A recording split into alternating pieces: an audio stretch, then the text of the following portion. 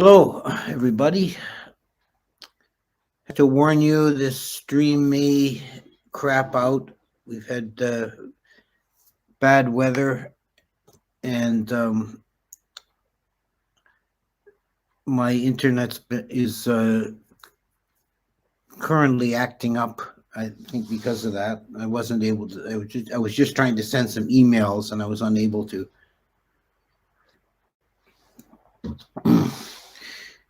Give me a warning in the chat if you see, if I freeze or if something goes weird. Otherwise, we'll just assume that things are working, and I'll go ahead. Namo tassa bhagavato arahato sama sambuddhassa. Namo tassa bhagavato arahato sama sambuddhassa. Namo tassa bhagavato arahato sama sambuddhassa. Okay, so this time I'm going to talk about the characteristic of anicca, impermanence.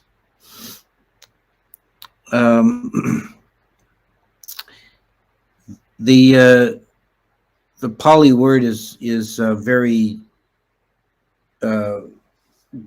literal translation, or impermanence is a very literal translation of anicca, not lasting, not permanent.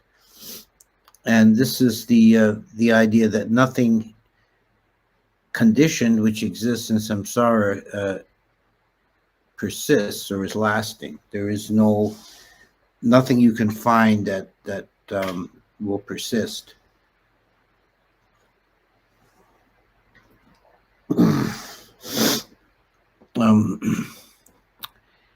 This ties in to the other characteristics, and this is a kind of a point I'd like to make with this series of talks, is that all the three characteristics kind of reflect each other.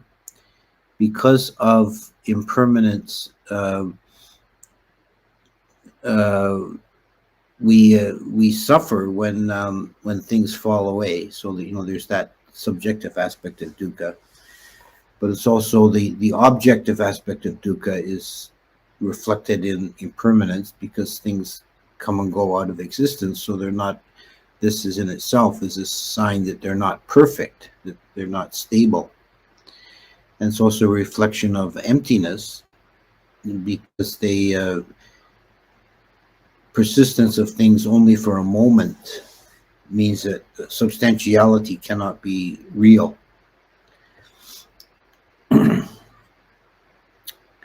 So there are different levels or time scales on which to contemplate impermanence, and the Buddha talked about all of them.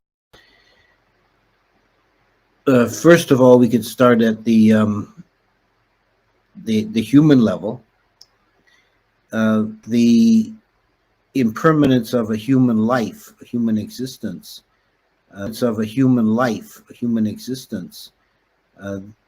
This is the awareness-sati, or contemplation of death, to remind ourselves again and again that we are not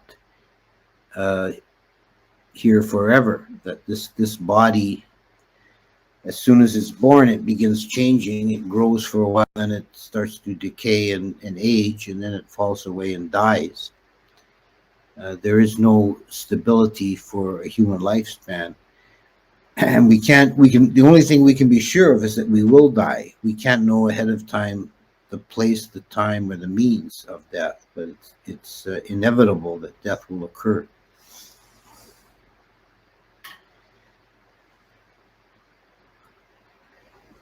So that's one level. We could say the middle level contemplation of impermanence, the contemplation of impermanence at the scale of a human existence.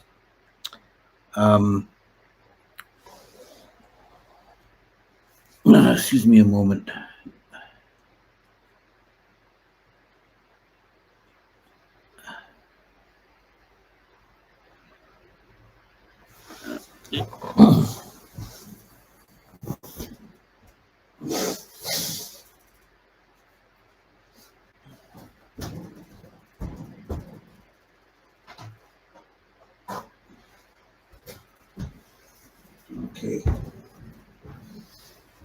Okay, sorry about that interruption. Okay, so the scale of impermanence at a human lifespan. There's also longer time scales that the Buddha talked about that we might call geological or cosmological, and this is uh, most evident in the Satta Surya Sutta, where he talks about the impermanence of the sun, that the sun will eventually multiply into 7 suns and then burn up the whole earth, including Mount Seneru and the Great Ocean. And this is one of the primary sources. This sutta in the Anguttara is one of the primary sources for the Buddhist model of the Earth-Sun system and the geological or cosmological history. And the Buddha did not give these teachings just as a kind of lesson, using the understanding of his time. It's quite clear from that sutta that he's giving it for a pedagogical reason, to emphasize the factor of impermanence, because to the ancient Indian mind, Mount Seneru would be a symbol of stability and permanence. It's sort of roughly equivalent to the way we say in English. There's a saying, steady as the rock of Gibraltar. And this is, the Seneru is 10,000 times greater than that. It's this massive mountain that's existed since the beginning of time and will persist to the end of the earth. But it too comes to an end. This was the Buddhist point, that even the things we take as absolutely permanent, the mountains and the sun and the ocean, they're changing, and they're falling away and eventually will be destroyed. So we can take the same teaching, looking at the world from the modern scientific model. The underlying teaching remains the same. We see on this earth, we see mountains and we see oceans and continents, and they're all changing and shifting, but at a scale we're not aware of because of the briefness and quickness of our mind. Some mountains are rising up because of the crashing plates, that the Rocky Mountains, because of the Pacific and the North American plates crashing together slowly over time, driving up this massive earth. Other mountains are old mountains that are eroding away. We have near where I live, there's a series of hills they call the Nor'westers that are modest kind of mountains now, but 20 million years ago they were huge volcanoes. So everything is changing on this, and the earth and the sea, and the continents are moving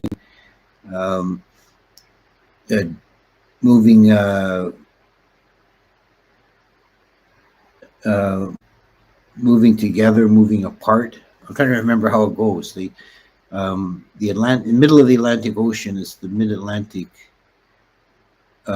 ridge. Yeah, so the continents of the Americas and Europe are getting closer together a little bit every year. And the Pacific is widening by the same amount. So things are moving and shifting, and eventually the Earth ends.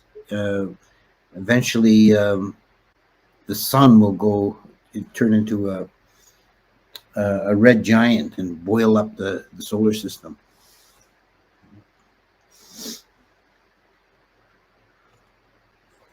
So there's that level of impermanence that's beyond our ordinary human lifespan to really observe, but it's worth contemplating that even things we take as permanent and stable in the world are not. They actually are changing and falling away. So that's the sort of macrocosmic scale. But what is the real essence of the teaching of impermanence is on the very small time scale. The time scale of the arising and falling away of dhammas, the momentary nature of things, the momentary nature of things. This is one of the core concepts of Abhidhamma. A dhamma is sort of the atomic principle in the Buddhist conception of the world. It's been compared by one, or called by one modern Buddhist writer, Sherbatsky, came upon what I think is a very good phrase to describe a dhamma in English, is a point instant. And this is the ultimate building block of reality, is this point instant of reality. And it's an excellent choice of words because of the mathematical meaning of point and instant. A point is a unit in space that has location, but it has no length or breadth. And a instant is the equivalent in time. It's a particular point in time, but it has no duration. So this again points to the emptiness. The dhammas flash in and out of existence.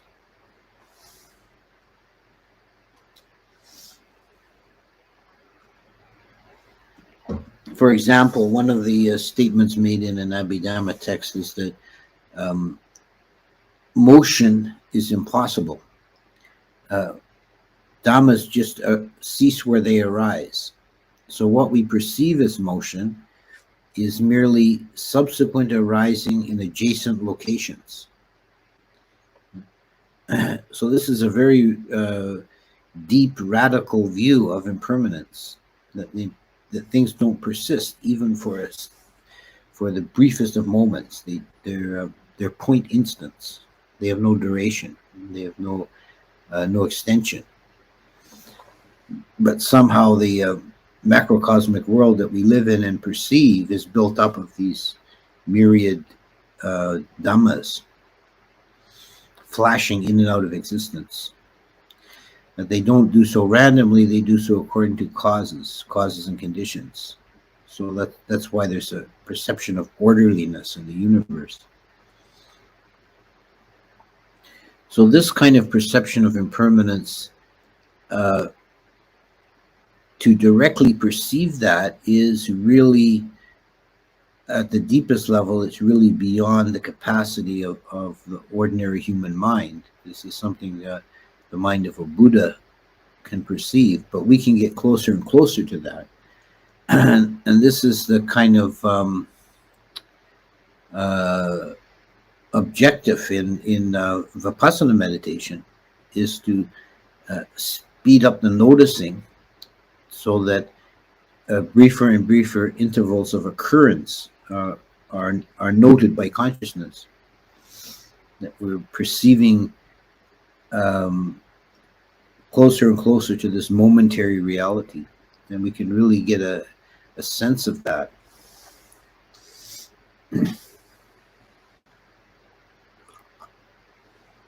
There is a experience that many meditators have, and if they get very sharp and quick with their noticing, they begin to perceive reality in a very staccato kind of manner, like strobe light.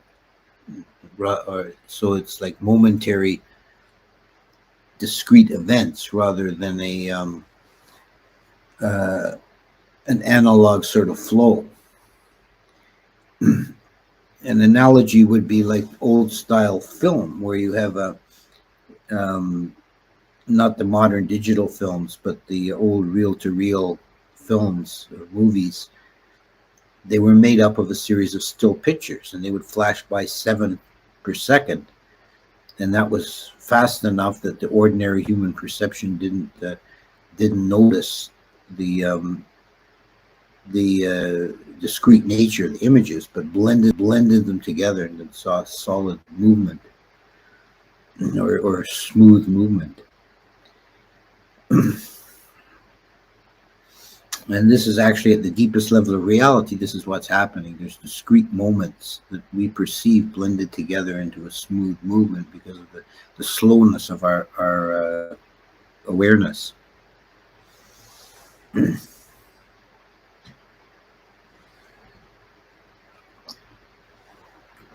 When you begin to understand impermanence on that level, you can really see that there's nothing at all that you can depend on. There's nothing steady. There's nothing persisting. There's nothing that can be counted on. Everything is breaking up and falling away instant by instant. So a perception of that breaking up of impermanence, the breaking up of reality through impermanence, this is another route into realizing nibbida, the disenchantment, because you're no longer fooled or fascinated by the changing kaleidoscope of reality, because you see it's what it's made of, and it no longer grips the mind in the same way.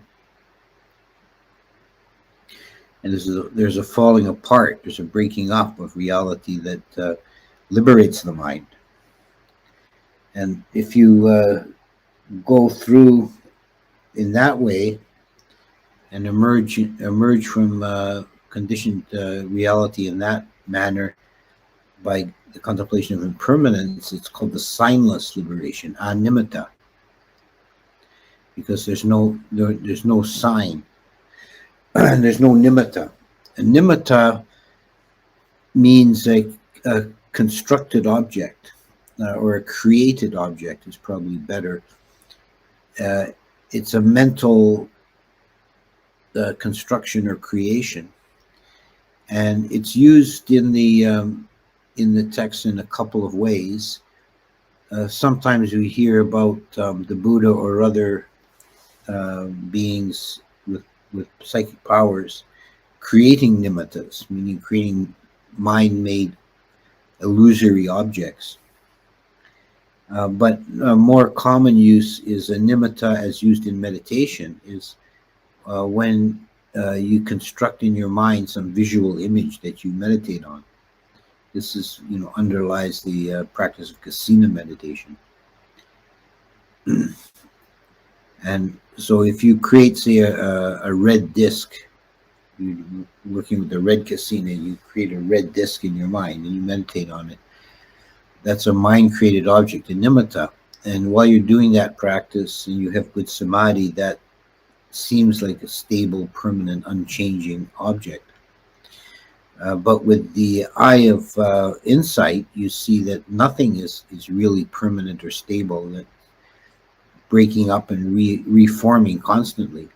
So there's no possibility of a nimitta of any kind, even really a momentary one. So it's a animitta liberation, a signless liberation.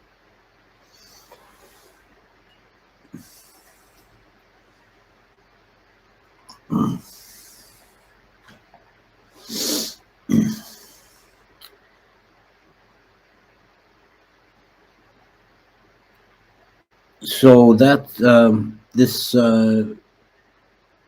that's the way that an in-depth penetration of impermanence can lead to liberation.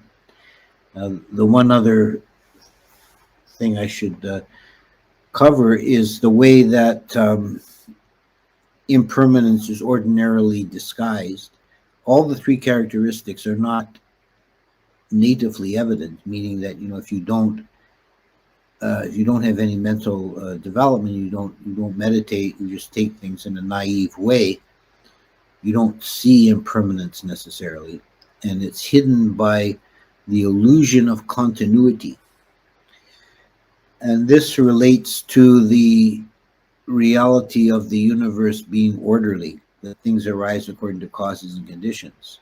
So as we said, the dhammas are coming in and out of existence constantly at a very rapid pace, but they're not doing so in a random fashion, in which case there wouldn't be any kind of a universe, really. There would just be, a chaos of occurrences. But instead, we see things unfold according to orderly laws. The dhammas arise in sequence, conditioned by previous dhammas, and also by surrounding or environmental dhammas. That there's a relationship between the dhammas, it's the interdependency.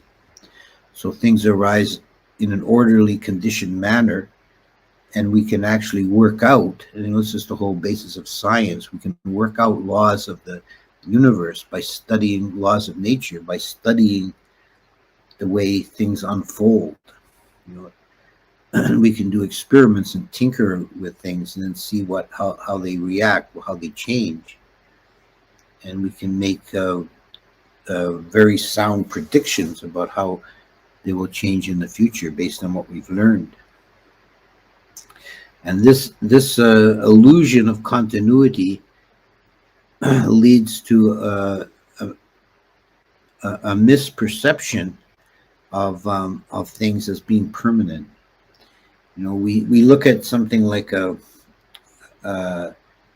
any kind of discrete object, and we see it as persisting in time rather than as something momentarily arising and ceasing, and that has, even in its form, has a history, and was formed at some point, and at some point will be taken apart. Ajahn Chah was asked once, what's the best way to contemplate impermanence? And he raised his teacup like this, and he said, you see this cup? It's broken. Of course, it's not broken at this moment, but we can be certain any existing cup will eventually be a bunch of busted bits of ceramic. There's no cup in the world will escape that fate. And every body, every human and animal body will eventually decay and be dissolved. And as we said before, even the sun and the moon and the sea and the mountains will eventually cease to be.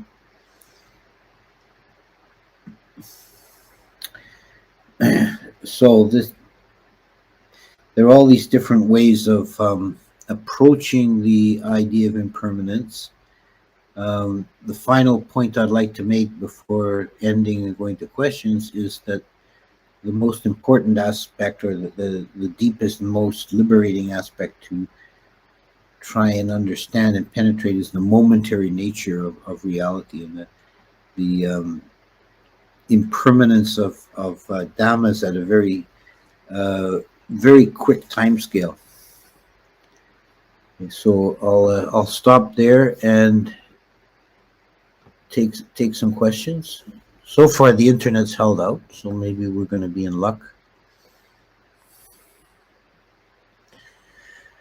Can we translate upadana as assumption versus clinging? Well, clinging is not really a good translation. It's not. It's sort of good, and it sort of works, but it's not a very literal translation. The more literal understanding of upadana is as fuel or as basis.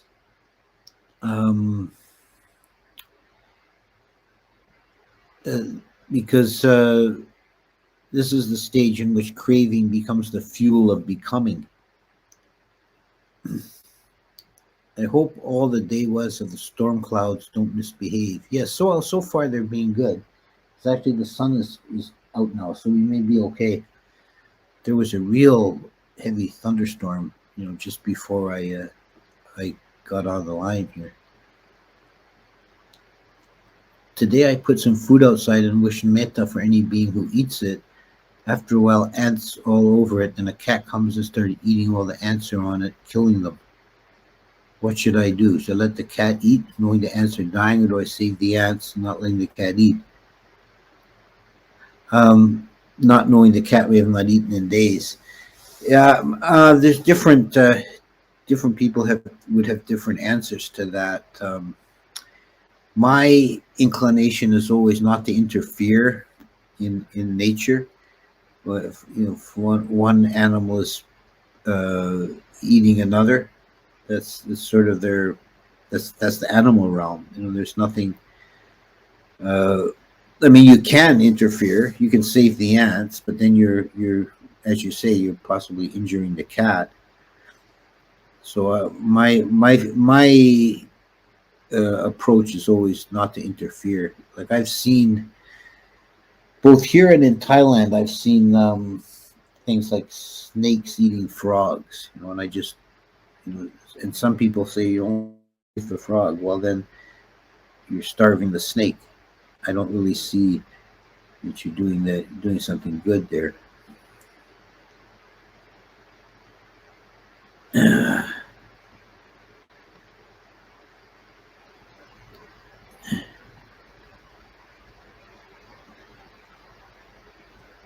Some monks say that it's pointless and foolish to explain sunyata because it's unexplainable, because we will get stuck in relativity and perception rather than seeing the real thing, your thoughts.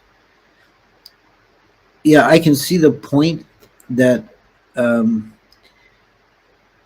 particularly well with any of these characteristics, the real, but particularly with emptiness, with sunyata, the objective should be to know them directly, experientially. And there's a kind of a trap of that one can fall into of intellectualizing it too much, which we have to do to some degree to talk about it, or explain it, or you read it in a book to learn about it. But you can't rely on the words, you know. Uh, and it is in the end, you know, uh, and it is in the end, and particularly with Sunya, it's impossible to completely capture it in words, but you can point to it, and kind of get an idea.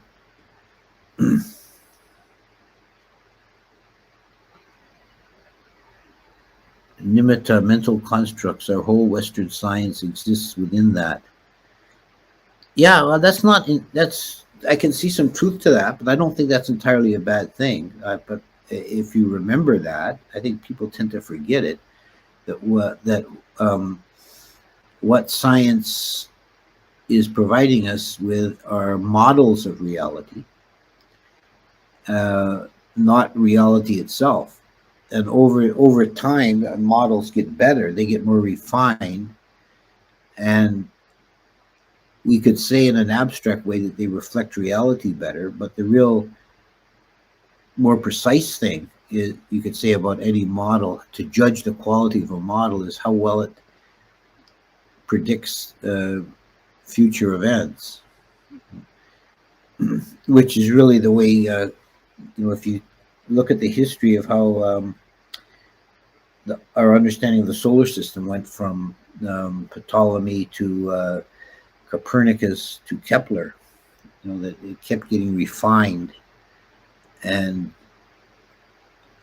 each successive model was better able to explain observed events, but it's still just a model.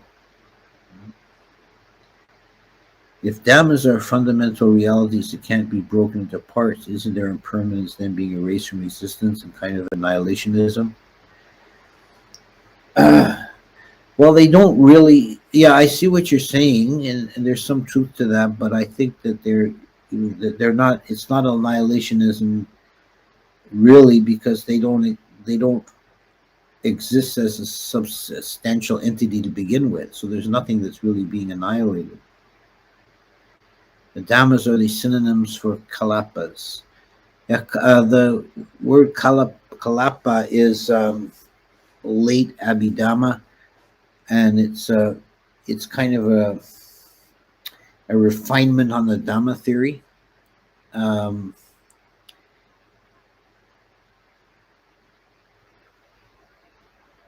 in that the kalapas are sort of, I guess, an analogy, a rough analogy would be dhammas are like atoms and kalapas are like molecules. That they're very small, brief constellations of dhammas that uh, are slightly more closer to being perceivable.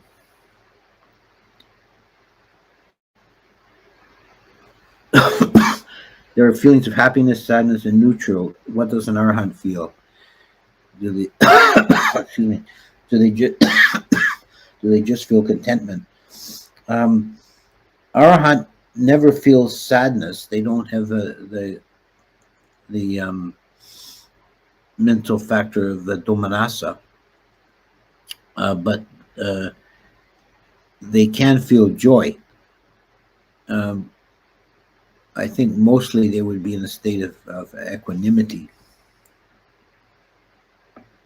There was an early school called the Suttanika, end of the suttas. They rejected all Abhidhamma and only accepted suttas. How closely did his teaching actually match the suttas? Um, I haven't studied. I know of that school. I haven't studied their teachings in depth, so I can't say. I would guess that they probably follow the suttas pretty closely because if they were relying only on the suttas, not on Abhidhamma.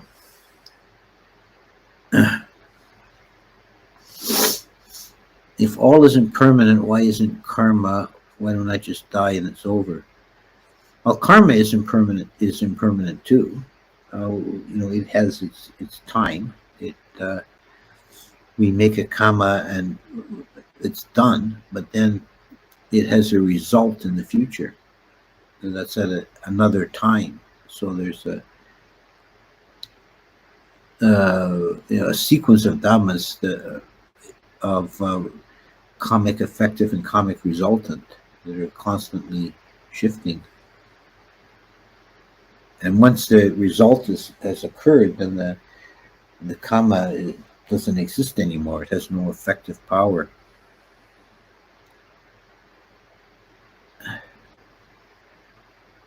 How can we know that consciousness arises moment to moment if the space between each mind has no consciousness? Thus there would be no awareness of the space between. Well, this is, I think, one of the critiques of Nagarjuna, the Majjhimika school, who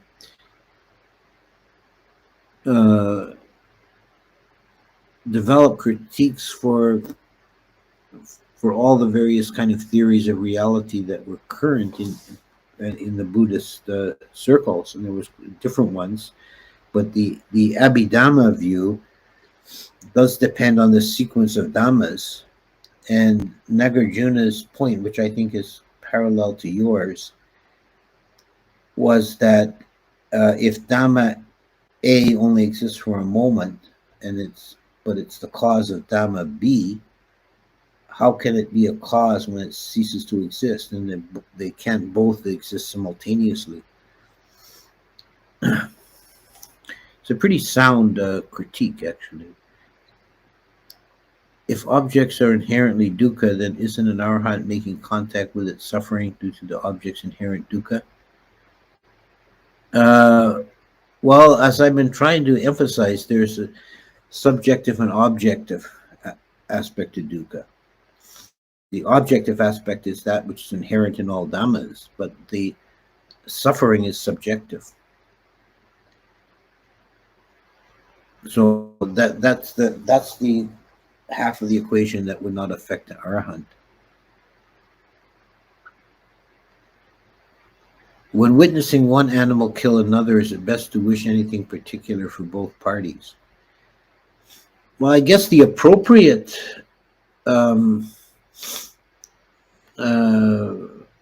emotive state would be compassion for the one who's being eaten, and karuna, sympathetic joy for the one who's enjoying his dinner.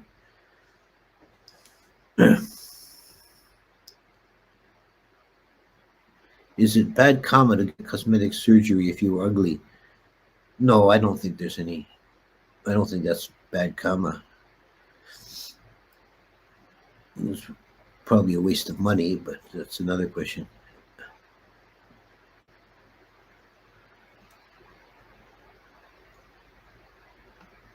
On the ant versus cat question, I'm reminded of Blake. One law for the lion and ox's oppression. Yeah, that's not bad.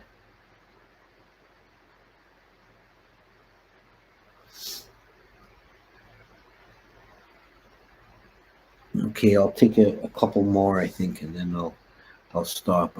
I'm not feeling it all that well today. Kind of low energy.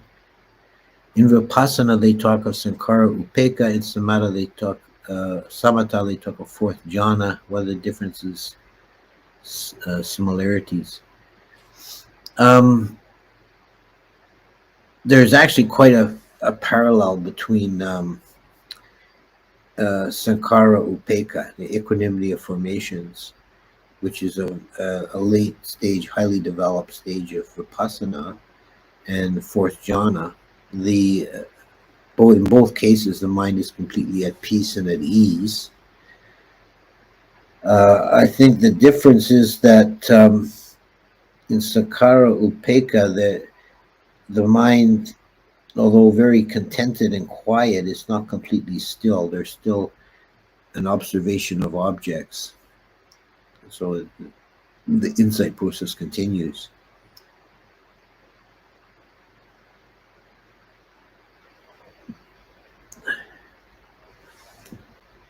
Okay.